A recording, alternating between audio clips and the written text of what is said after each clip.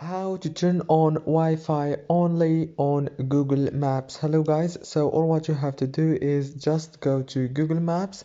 Now this is the home page, as you can see right here. Now all what you have to do is so simple. Go to the top corner, click on your profile picture right here, click on it and click here down on the settings option. Now after you click on settings, it will take you to this page, and here you will find Wi-Fi only option, and you can turn it on just from here. As you can see, if this video was helpful, please don't forget to like and subscribe, and thank you so much for watching this video until the end. See you later.